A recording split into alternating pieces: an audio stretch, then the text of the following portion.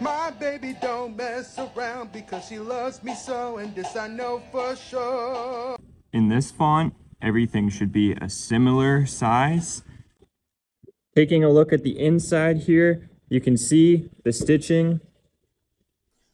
What's going on, guys? I hope you enjoyed the last couple videos we put up. Today we're jumping back into the streetwear. I'm going to be showing you how to legit check over the quality on Sp5der and going over my personal opinion on Sp5der. Like, honestly, I'm not too happy with their V1 stuff, but I've been seeing they've redone their brand and like overhauled everything, and there's V1 and there's V2. So I'll give you my opinion on both. Unfortunately, I have no V2 in hand at the moment to actually compare and show you, but I have seen it, so I can give you my opinion. And then I also have some of the OG stuff that, like, you can't even get these anymore. But I mean, like, up to you if you want to get them. So yeah, if you are buying from a third-party seller, my recommendation, because like there's no authenticity ways to really tell if this hoodie is like a replica or something. So if you are buying a hoodie from a third-party seller, first of all, you're going to want to get the invoice. You're going to want to try and get their invoice from when they purchased it. Make sure it's got their name, their address, the size. Make sure everything's right. There should be no red flags. It's pretty simple. It's a plain Jane website. There's nothing crazy going on from Sp5der. So if it's not straightforward to begin with, that's a red flag. And then second of all, you're going to have to take your time to go over the product. We'll talk about the grams and I'll show you the puff print. Everyone loves to think Sp5der has this crazy puff print. No, it just has puff print. It's not super puffed. It's not super crazy. It's not super special. It's just moderate basic puff print. So you have to sort of pay attention to the quality, because real Sp5der, the quality is not the best. There's not special sewn in tags or anything. So let's get right to it. I'll show you this tracksuit. This is the Beluga tracksuit in yellow that came out last year. So we'll go over the hoodie and the pants here.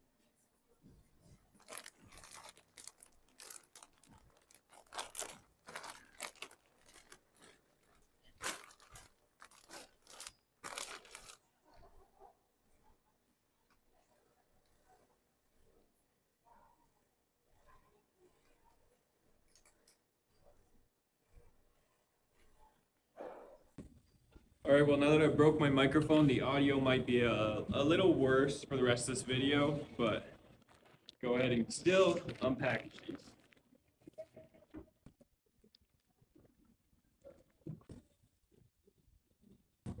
So first, looking at the puff print, you guys can see the puff print is raised, but it's not crazily raised. It is pretty thick.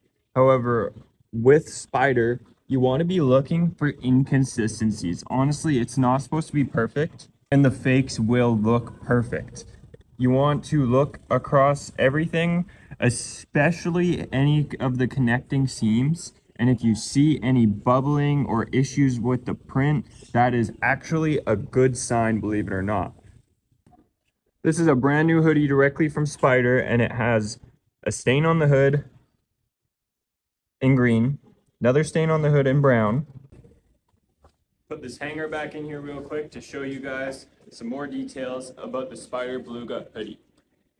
Taking a look at the inside, this is going to be another main identifier for the Sp5der hoodies. It's going to be the screen printed tag. It's not embroidered, it's screen printed. I'll give you guys a closer view just here in a second. Again, color and consistency is going to be very important. There should be no spelling errors. It should be spelled in this font. Everything should be a similar size.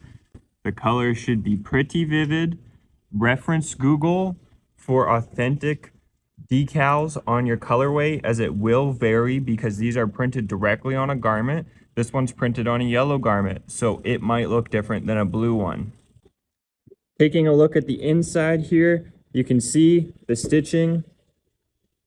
It is nice and consistent. However, there is going to be flaws every here and there. You will find some loose threads.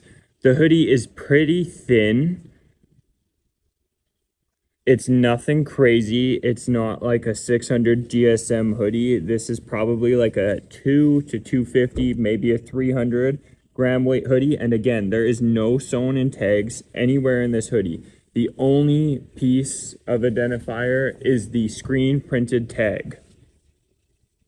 So exactly like I was saying, it can be a scary reality when you are trying to buy a Spyder hoodie in the secondhand marketplace. Unless you can feel confident that the seller is a legitimate place like our store, we purchase this directly from Spyder. Everything we purchase is directly from the manufacturer. We don't get sales on any of our pieces. We are purchasing them off the drops when we can. And if we can't hand it off the drop, the likeliness of us bringing it in the store is very slim. So this is your first look possibly at a real Spyder hoodie if you haven't purchased one yourself directly from Spyder. So let me know, comparing it to your guys' quality of Spyder V1 especially. Anything before 2024 is essentially going to be Spyder V1. And now when they're doing their releases, it will say Spyder Web V2. There'll be V2 in the name or in the description. Prior with Spyder 2, I'll see if I can find some images, but in the product description, they state that this is not going to come perfect. There is going to be cracking, there's going to be peeling.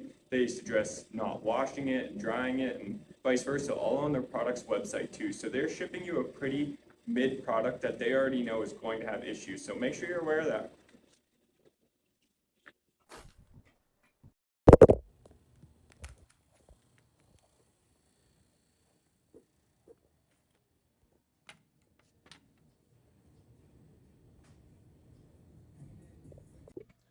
Thank you guys for watching through my video. To follow up with the Spyder brand, I'll show you guys a little screen recording here of one of my email invoices. This is essentially what it looks like if you're buying it third party. You'll want a screenshot of this, or I'll also attach what it looks like from their website.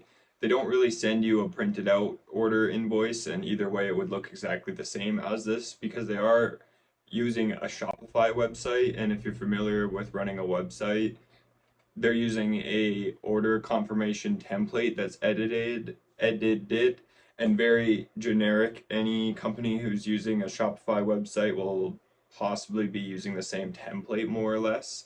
We even use the same template as them.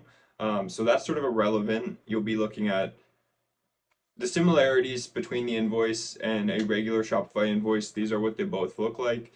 Then you will also be confirming the purchaser with the seller's name, whoever's selling it to you. They should also be on that invoice. Their name should be attached. If they don't want to show you their address, make sure their name is attached and make sure it's in the same font as the order number because they should be the same color, the same text, the same font.